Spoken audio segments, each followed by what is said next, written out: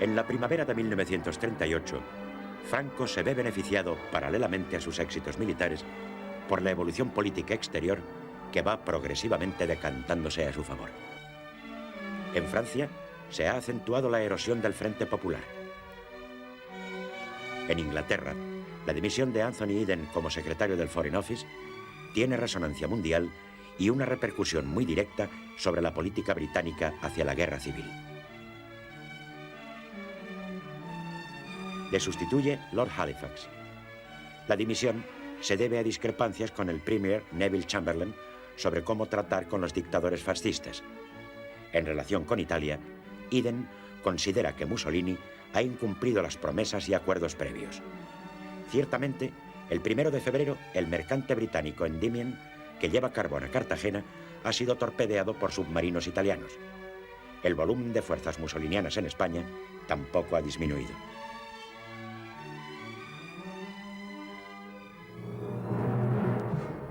La escena internacional ofrece una súbita evolución en contra de los intereses republicanos. La política pangermánica de Hitler de rescatar a los pueblos alemanes situados más allá de las fronteras impuestas por el Tratado de Versalles avanza a pasos agigantados.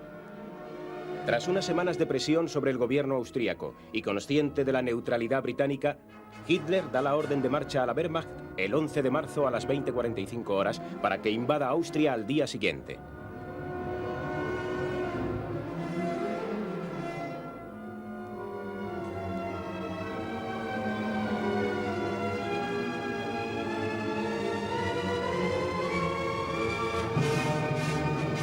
Es una invasión en toda regla a un Estado miembro de la Sociedad de Naciones que se lleva a cabo en medio del entusiasmo de buena parte de la población austríaca.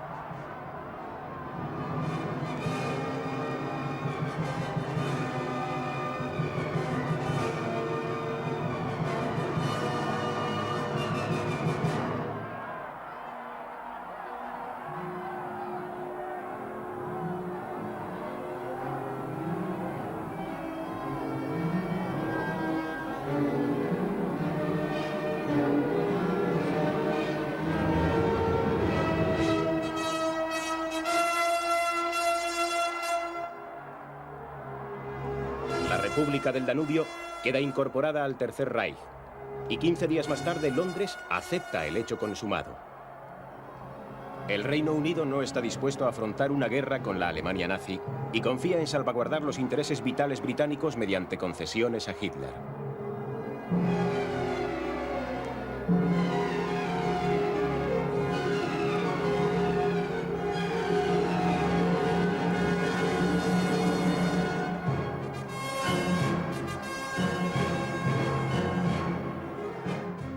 Mientras tanto, Negrín marcha urgentemente a París, de acuerdo con Indalecio Prieto, para pedir la reapertura de la frontera y así lograr un suministro regular de armamento.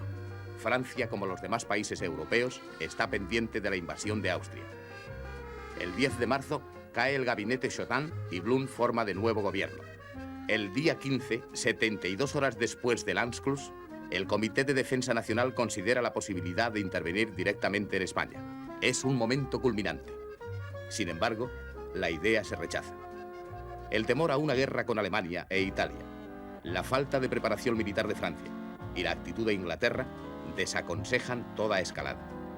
No obstante, el segundo gabinete Blum reabre la frontera. El 12 de abril, Édouard Daladier asume la presidencia del Consejo y la mantiene abierta a pesar de las crecientes presiones de Chamberlain para que la cierre.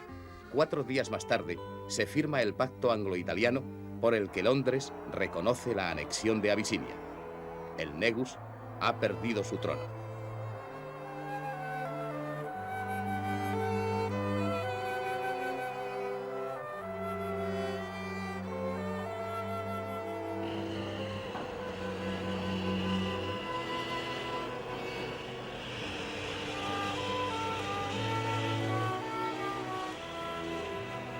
En un canje de cartas anexo, Roma da seguridades a Londres de retirar sus tropas en España y confirma no tener designios territoriales en este país. A cambio, el gobierno británico acepta implícitamente que las tropas italianas permanezcan en España hasta que finalice el conflicto. A finales de mes se establecen contactos entre París y Burgos para indagar las posibilidades de que Francia nombre a un agente diplomático oficioso en la zona franquista.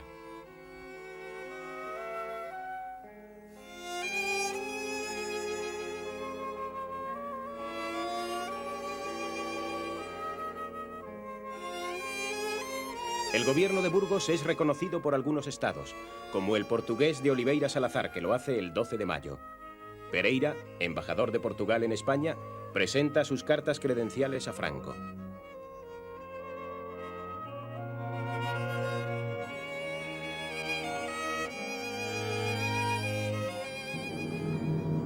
Continúa la ayuda italo-germana en aviadores y personal especializado. A finales de mayo salen nuevos pilotos de Roma. A primeros de junio lo hacen desde Berlín. Durante este mismo mes llegan más tropas italianas.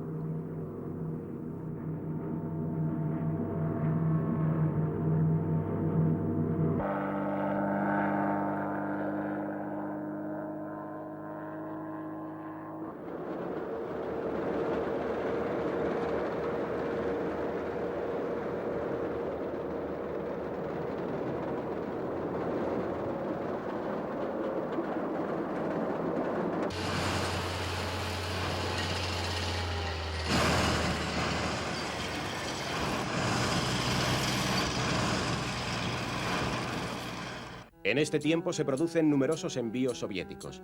Se ha calculado que durante la primera mitad del año, los transportes procedentes de Múrmansk permiten encaminar hacia la zona republicana 350 aviones, entre 300 y 400 carros y vehículos blindados, unos 200.000 fusiles, 500 piezas de artillería y abundante munición. Mientras los hombres mueren en las tierras de España, los diplomáticos europeos discuten interminablemente en Londres bajo la presidencia de Lord Plymouth.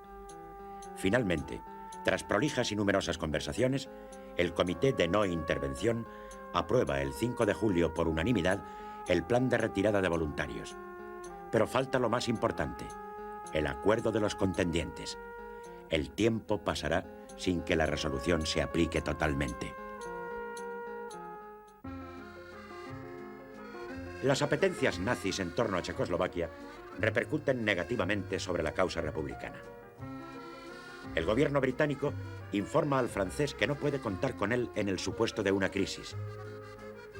Ya definitivamente a remolque de la política de Londres, el gabinete Daladier cierra la frontera francesa por Cataluña el 13 de junio, a pesar de los esfuerzos por impedirlo del embajador republicano en París, doctor Marcelino Pasqua. Es un golpe muy duro para la República. La evolución del primer semestre del año 1938 pone de relieve que con la constante ayuda germano-italiana, Franco se encuentra en condiciones de proseguir las hostilidades sin que los acontecimientos externos le afecten grandemente. El primer gobierno Negrín ha tenido que hacer frente a un contexto internacional adverso. En el interior, el desplome del Frente Republicano de Aragón y la penetración en Cataluña provocan un cambio notable en la estrategia militar. Indalecio Prieto es cada vez más derrotista y aparecen síntomas de división entre los responsables republicanos. El 6 de abril de 1938, 3 días después de la caída de Lérida, se hace pública la formación del nuevo gobierno, tras vencer la actitud pesimista del presidente Azaña. El dato más relevante es la salida de Indalecio Prieto. Negrín asume la cartera de defensa, pero el hecho produce divisiones y tensiones internas dentro del PSOE en momentos graves. Álvarez del Valle sustituye en asuntos exteriores a José Giral, que queda como ministro sin cartera. Paulino Gómez reemplaza en gobernación a Julián Zugazagoitia. Ramón González Peña se hace cargo de la cartera de Justicia que ostentaba Mariano Ansó. Manuel Irujo permanece en el gobierno como ministro sin cartera. En Instrucción Pública y Sanidad, Segundo Blanco, de la CNT, sucede al comunista Jesús Hernández. Continúan en sus puestos Jaume Iguadé en Trabajo y Asistencia Social, en Agricultura Vicente Uribe y en Comunicaciones y Transportes Bernardo Giner de los Ríos. Francisco Méndez Aspe entra en Hacienda y Economía. Se trata de un gobierno de guerra o de unión nacional, más representativo que el anterior, ya que en él se integran todos los partidos políticos y las dos centrales sindicales. Desde el 1 de abril se ha formalizado el ingreso de la CNT en el Frente Popular y su Comité Nacional acuerda su ampliación a la FAI. El Gobierno representa la continuidad de la política del Frente Popular y la decisión de defender la República a toda costa. El 15 de abril, la Diputación Permanente de las Cortes le da el voto de confianza. El nuevo gobierno Negrín, el 30 de abril, aprueba un programa tendente a reforzar la unidad republicana y establecer las bases para la paz y futura convivencia democrática en España. El programa es conocido por los 13 puntos de Negrín. El 1 de mayo es dado a la publicidad y difundido ampliamente tanto en España como en el extranjero.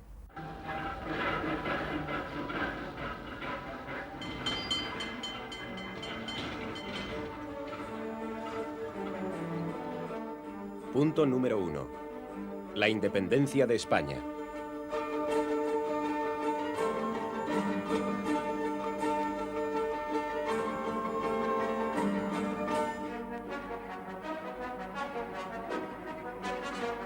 Punto número 2. Liberarla de militares extranjeros invasores.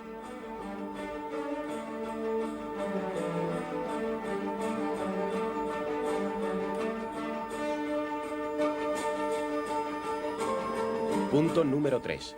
República democrática con un gobierno de plena autoridad.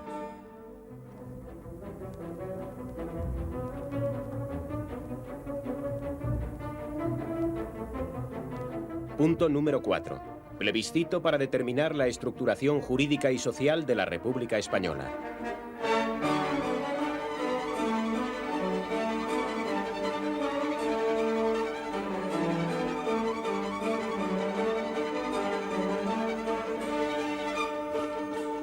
Punto número 5.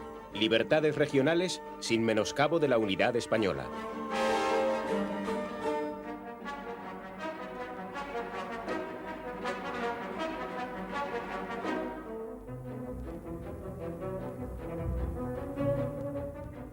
Punto número 6. Conciencia ciudadana garantizada por el Estado.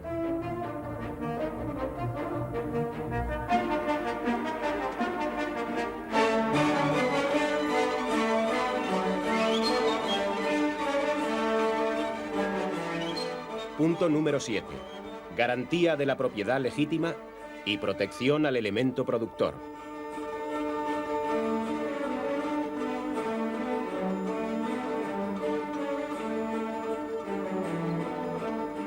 Punto número 8.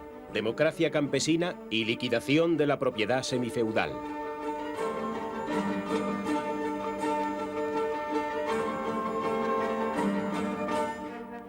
Punto número 9. Legislación social que garantice los derechos del trabajador.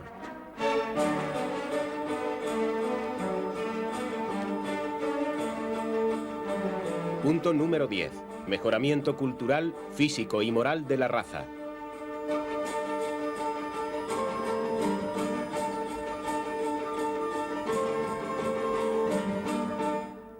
Punto número 11. Ejército al servicio de la nación, libre de tendencias y partidos.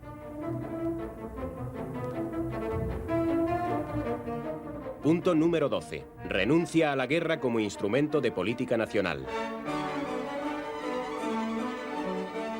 Punto número 13. Amplia amnistía para los españoles que quieran reconstruir y engrandecer España.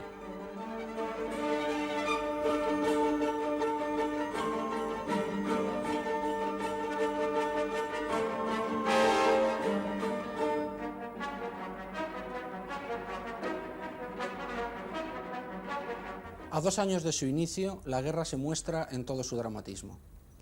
El segundo gobierno Negrín, acuciado por múltiples problemas, intenta dar una salida a la guerra. Sin embargo, no debe olvidarse que han abundado los actos de magnanimidad y los deseos de poner fin a la tragedia. Evacuación de civiles, canjes de prisioneros y otros actos humanitarios han sido promovidos por personas e instituciones de diversa índole.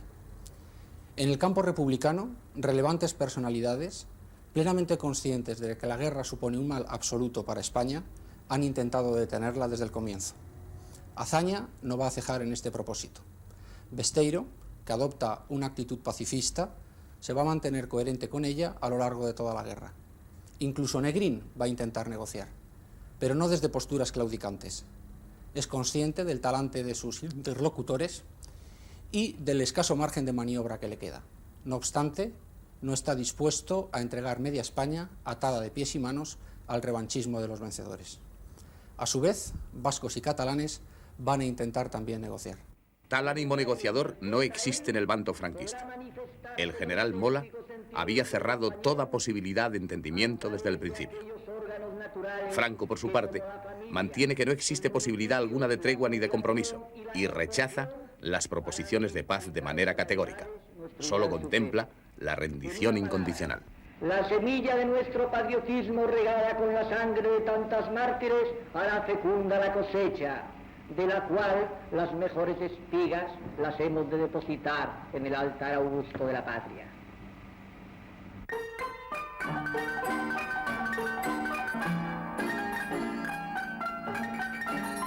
El asilo diplomático supone un hecho singular en la guerra.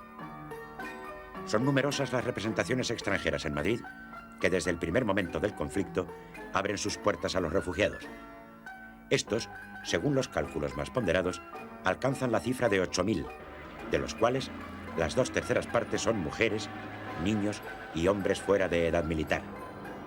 Para albergar a tal número de personas surgen los famosos anexos a las embajadas, edificios a los que se concede la extraterritorialidad.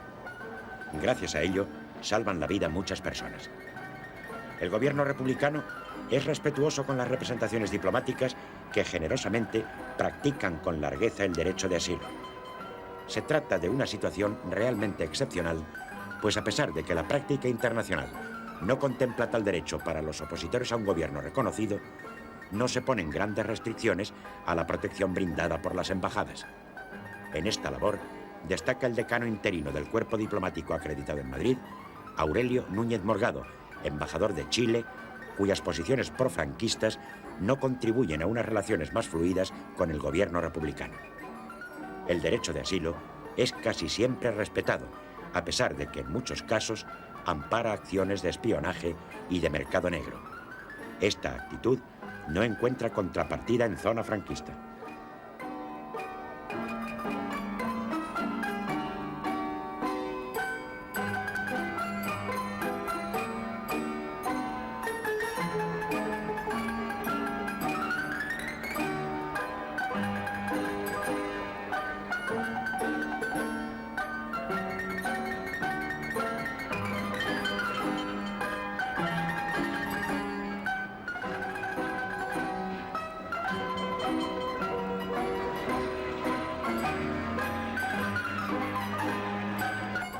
La Cruz Roja se esfuerza por extender las reglas de la Convención de Ginebra de 1929 sobre el trato a los prisioneros de guerra, aunque no se preveía el caso de las guerras civiles. El delegado general de su comité internacional, Marcel Ginot, viaja a ambas zonas entre finales de agosto y primeros de septiembre de 1936 para obtener las máximas garantías en tal sentido. Entre el otoño de 1936 y febrero de 1937, la situación política de ambos bandos no facilita el clima necesario para que prosperen acciones encaminadas al intercambio de prisioneros. Cuando la suerte que frena, fallando y fallando, te largue parar. Cuando estés bien en la vida, sin rumbo desesperar. Cuando no tengas ni fe, ni yerba de ayer, secándose al sol. Lo enconado de las posiciones apenas permite obtener algunos acuerdos. Los primeros intercambios significativos no tienen lugar hasta octubre de 1937. Entre ellos se encuentran familiares de dirigentes de ambos bandos, brigadistas y pilotos extranjeros.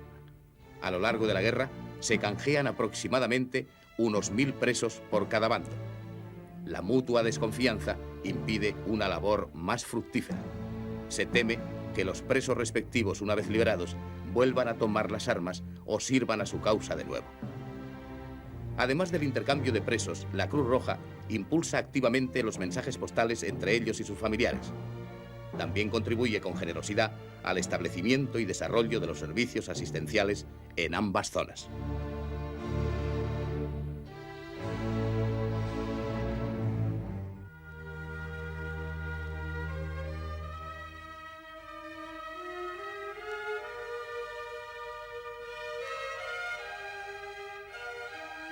Uno de los hechos más humanitarios de la guerra es la evacuación de la población civil.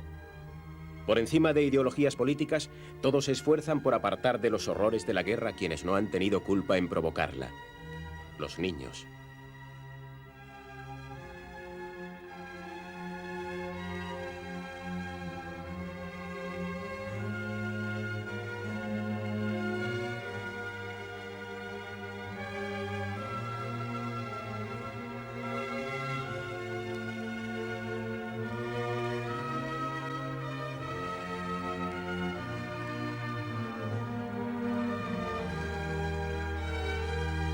El dolor que produce la separación familiar es mitigado por la seguridad de que sus vidas no corren peligro.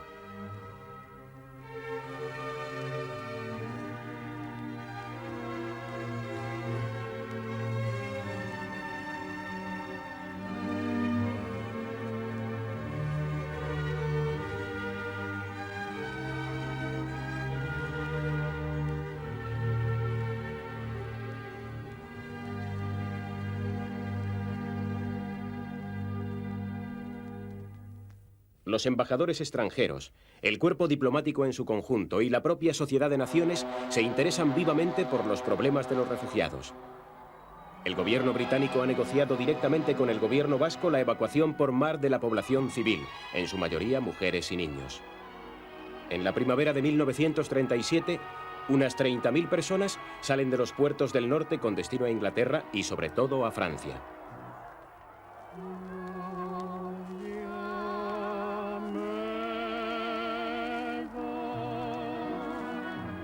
Al puerto donde se halla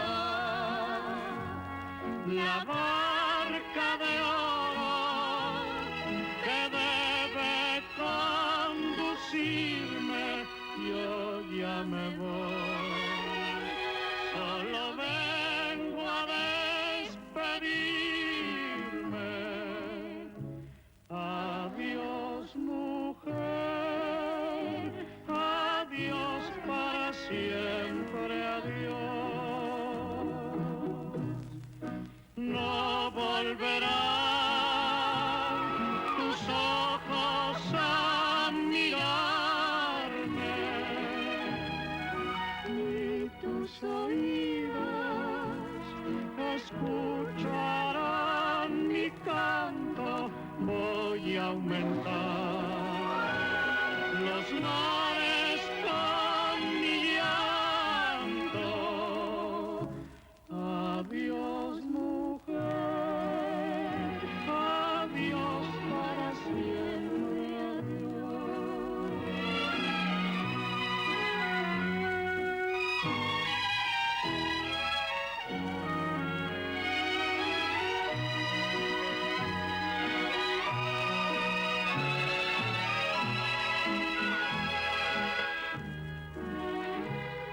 Gran número de niños son acogidos en colonias infantiles donde comparten alojamiento, gimnasia y juegos con sus compañeros franceses. Era un vapor, un vapor, un vapor, un vapor. Era un vapor que traía la revolución social. Que lo pague, que tal va usted, que la quiero ver bailar, cantar y gritar las cosas alegres. Con lo bien que lo baila la moza de Caracola, sola en el baile.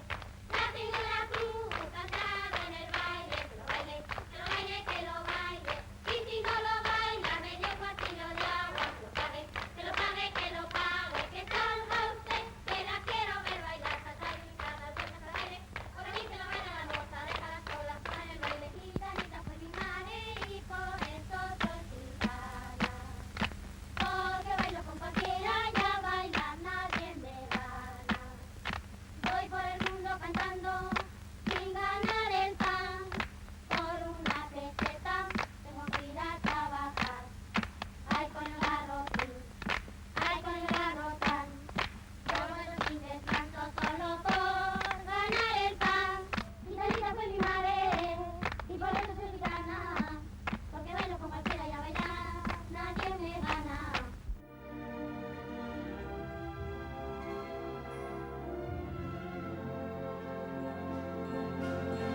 El gobierno mexicano presta desde el primer momento una importante ayuda a los refugiados españoles. El pueblo aragonés de Caspe rinde un homenaje de gratitud a la nación amiga de la República.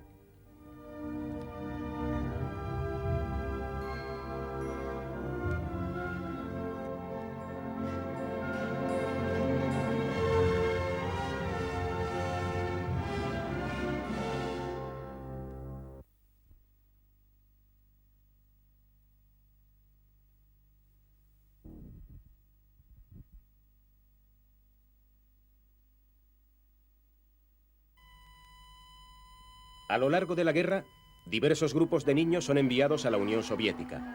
Allí son acogidos, cuidados y educados por las organizaciones de ayuda del Partido Comunista.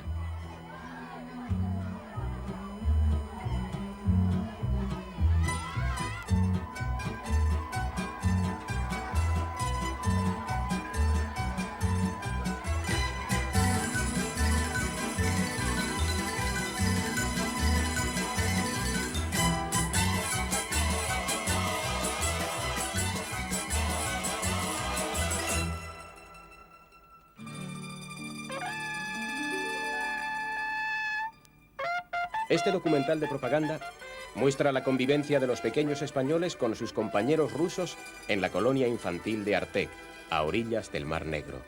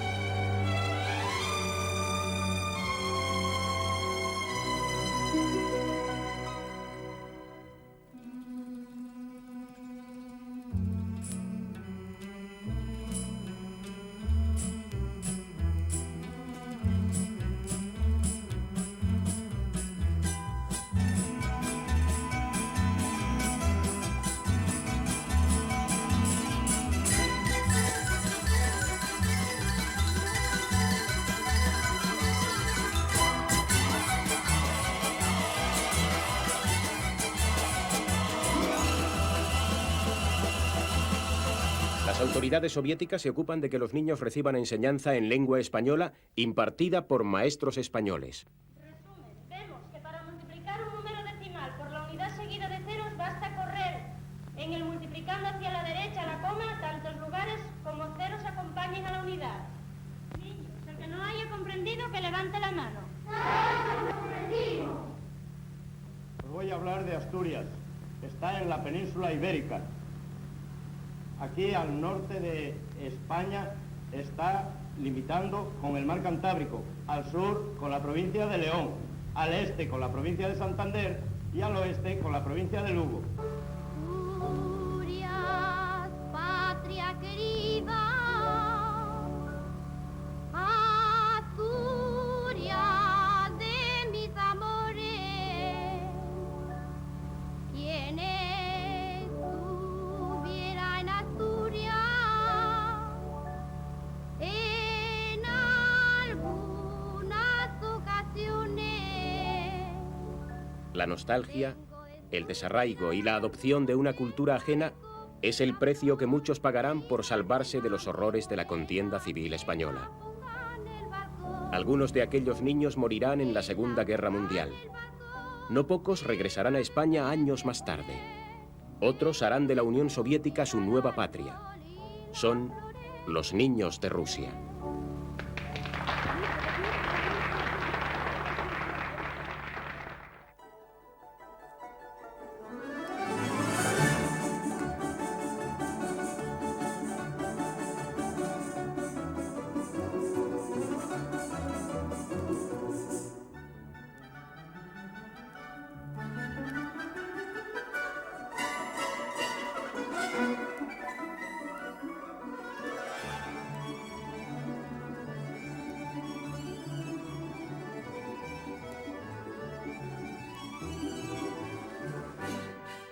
Queridos padres, salud.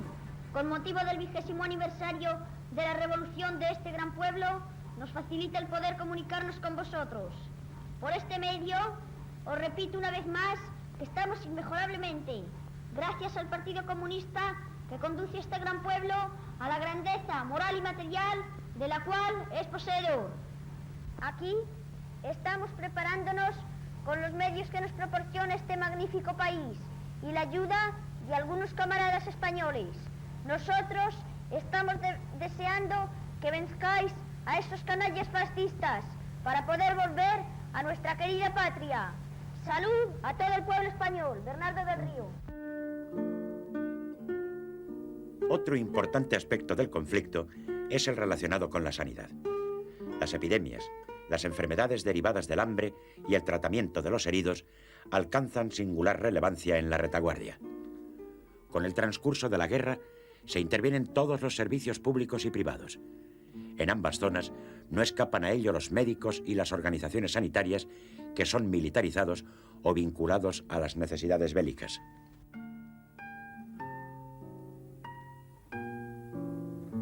En la zona republicana, más por razones políticas que objetivas, se establece en noviembre de 1936 el Ministerio de Sanidad y Asistencia Social, que asume las competencias que en esta materia tenía el de Gobernación. Sin embargo, la sanidad militar, dependiente del Ministerio de la Guerra, es la que realmente lleva a cabo la coordinación para hacer frente a los acuciantes problemas que se presentarán a lo largo de la contienda. La sanidad civil se concentra especialmente en combatir las infecciones y en atajar las posibles epidemias que son amenaza constante en los grandes núcleos urbanos. Esta preocupación la tiene también el Comité de Higiene de la Sociedad de Naciones, que envía a ambas zonas delegaciones para examinar directamente la situación ante la posibilidad de que surja una epidemia de tifus exantemático.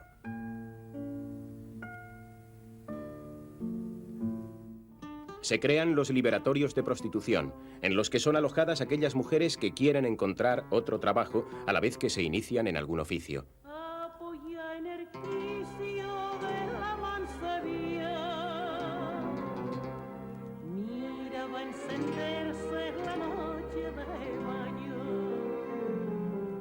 Pasaban los hombres y yo sonreía. También es muy importante la búsqueda de soluciones legales y sanitarias a las prácticas abortivas, muy abundantes y de graves consecuencias para las mujeres que las sufren sin las debidas condiciones.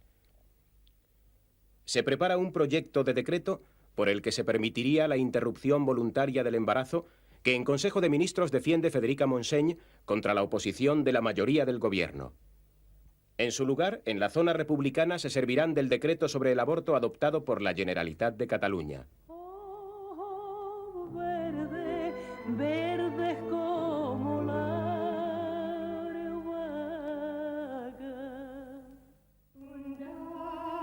En la zona franquista, la sanidad también gira en torno a las necesidades bélicas, pero no se establece ningún organismo civil que coordine las tareas. Es la sanidad militar la que se encarga de ella.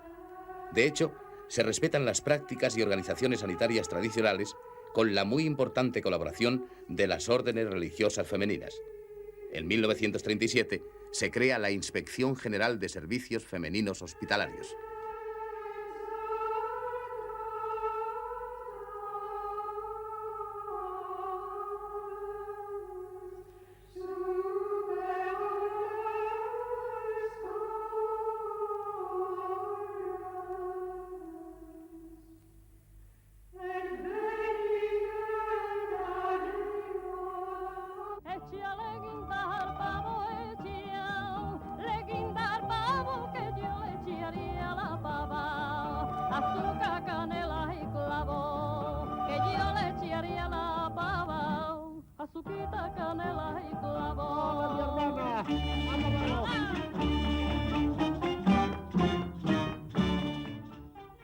Otro de los asuntos abordados es la lucha contra las enfermedades derivadas de la precaria y monótona alimentación en las grandes ciudades de la retaguardia, especialmente en las de la zona republicana y sobre todo en Madrid, en donde la población civil es sometida a una restricción severa en el suministro de alimentos, en particular a partir de agosto de 1937 hasta el final de la guerra.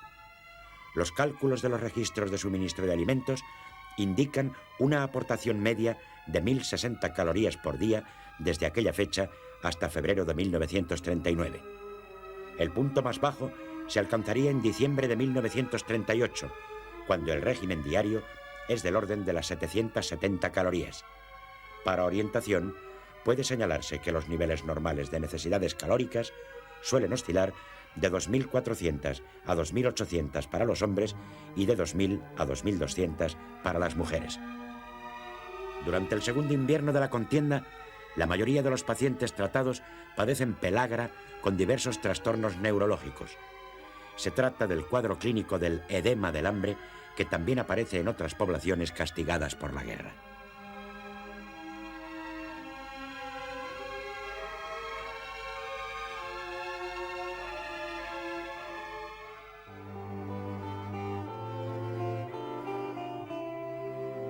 Se hace preciso llevar a cabo una lucha sin cuartel contra la avitaminosis. Un problema agudísimo es la alimentación de los niños.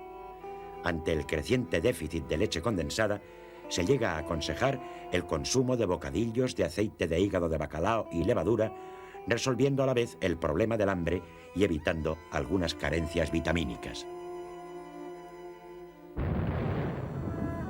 La organización de la sanidad militar en el ejército de tierra se inspirará en un principio en la experiencia de guerras africanas. La evolución del conflicto obliga a modificar tales esquemas organizativos. La sanidad militar funciona a distintos niveles engarzados entre sí. En el frente se instalan los puestos de socorro que prestan los primeros auxilios. En segunda línea se encuentran los hospitales de sangre. Los heridos de más gravedad son evacuados a hospitales alejados de las zonas de combate.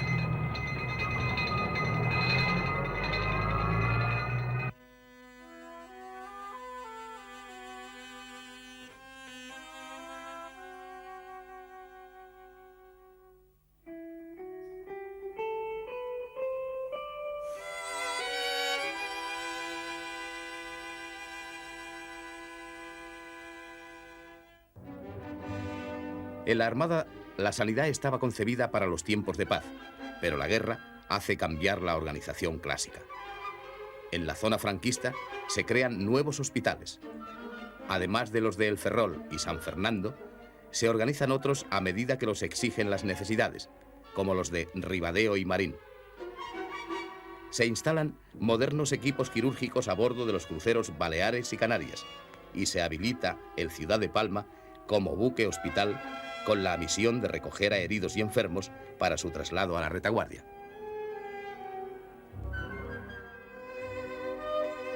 En la zona republicana, la represión sufrida por los mandos superiores de la Armada al principio de la guerra también afecta al cuerpo de sanidad militar, que queda reducido a menos de la mitad de sus componentes.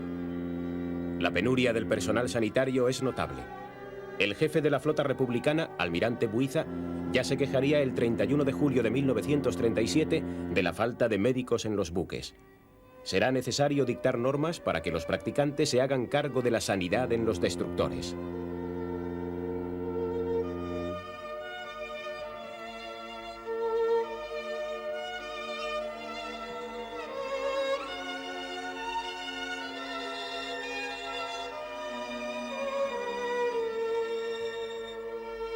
En tierra, la asistencia se articula en torno al Hospital de la Marina de Cartagena, aunque posteriormente se amplía a otros centros sanitarios ya existentes o improvisados, como los de Murcia y Lorca. La Marina Republicana habilita como hospitales a los barcos Artabro y Marqués de Comillas. Al comienzo de la guerra, la sanidad militar aérea no existe como tal y es un servicio de la sanidad del Ejército de Tierra. Con el nombramiento de Indalecio Prieto como ministro de Marina y Aire y del coronel Camacho como subsecretario de Aviación, en la zona republicana se crea el arma de aviación con diversos cuerpos específicos. entre ellos una jefatura de servicios sanitarios atendida por un grupo de médicos militares y por facultativos civiles contratados. La situación de estos últimos cambiará en virtud de una orden ministerial por la cual se les militariza con el empleo de alférez médico. Esta orden de septiembre de 1936 destina a los servicios de sanidad del ejército con carácter prioritario a los médicos, farmacéuticos, veterinarios y practicantes que serán movilizados al ser llamadas a filas sus correspondientes quintas. En la zona republicana, a principios de 1937, se crea un hospital específico para el personal de aviación situado en el Vedat de Torrent, a unos 20 kilómetros del aeropuerto de Manises. Más tarde será trasladado a Murcia. En Barcelona se habilita la Clínica Platón. Se establecen igualmente casas de reposo para combatir la fatiga del vuelo, situadas en La Malvarrosa, Valencia, en Del Pino y Sierra Espuña, Murcia, y Playa de San Juan, Alicante. También en la zona republicana se crea la primera unidad de ambulancias aéreas del mundo.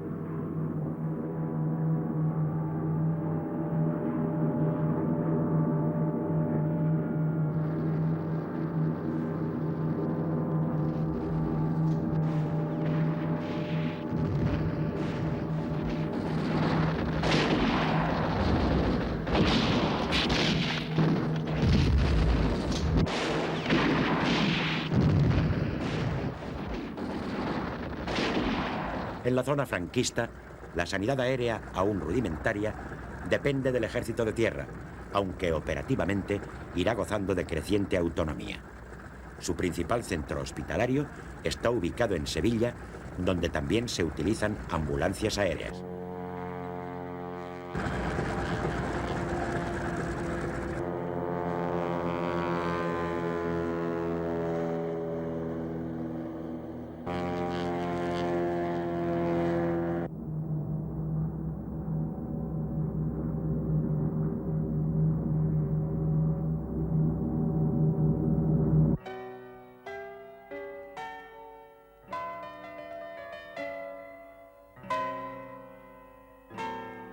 Desde el punto de vista científico, la contienda estimula importantes avances en la medicina.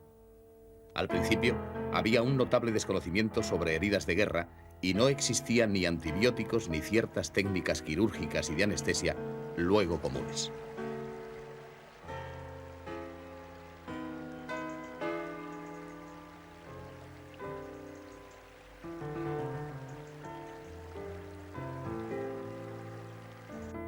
Durante la guerra se dan los primeros pasos en la investigación y comienzan a utilizarse las sulfamidas sintetizadas por el doctor Esteve. En septiembre de 1936, el doctor Durán Jordà realiza el primer servicio de transfusión de sangre en Europa. Luego, trabajaría en la creación de los bancos de sangre organizando a los donantes voluntarios. El empleo de sangre citratada salva muchas vidas al facilitar el tratamiento del shock y la hemorragia, algo fundamental para afrontar la curación de las heridas de guerra.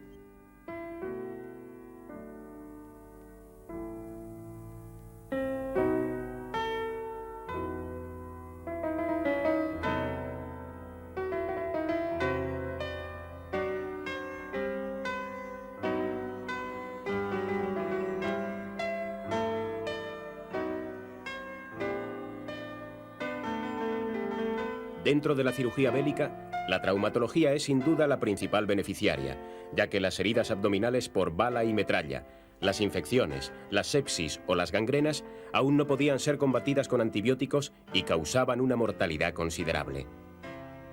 En el campo de la traumatología es trascendental la aplicación del método del doctor Josep Trueta, denominado peyorativamente método español por los médicos franceses en la retirada de Cataluña.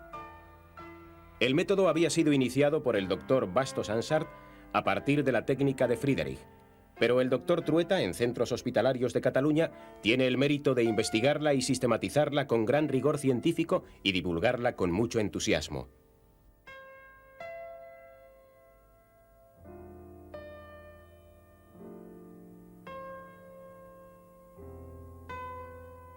Los famosos 5 puntos que adoptaría luego la cirugía mundial son los siguientes.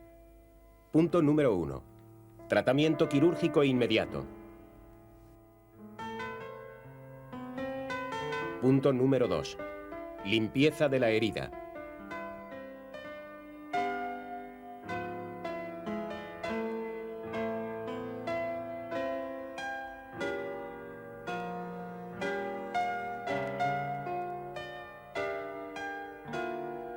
Punto número 3. Escisión de la herida.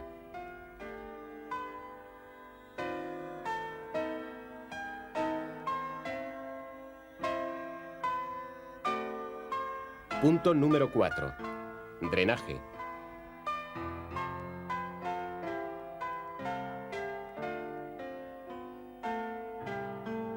Punto número 5. Inmovilización del miembro o parte afectada con vendaje de yeso. La técnica del doctor Trueta sería luego ampliamente aplicada en la Segunda Guerra Mundial y salvará a muchos heridos de una muerte segura.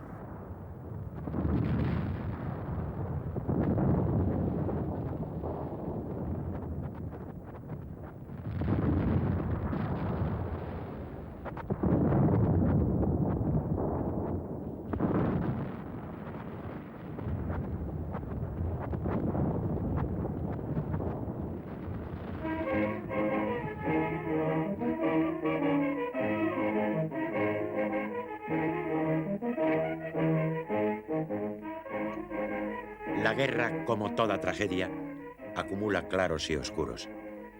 A los 2 años de su comienzo, los republicanos mantienen la fe en la victoria de sus ideales, aunque los problemas se presentan cada vez más difíciles de resolver.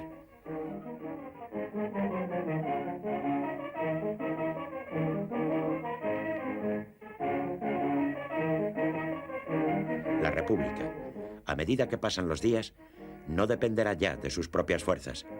Circunstancias exteriores e interiores condicionarán la marcha de los acontecimientos.